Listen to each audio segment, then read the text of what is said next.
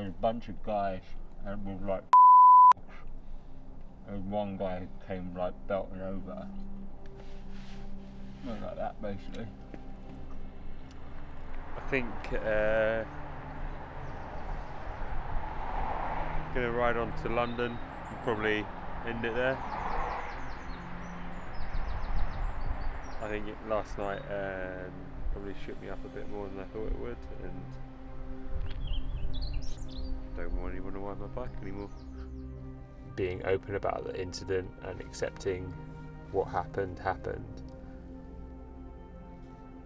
will help people as well to talk about similar things and understand that it's never failure, it's just part of the learning process. I don't know what the average speed needs to be. Fast.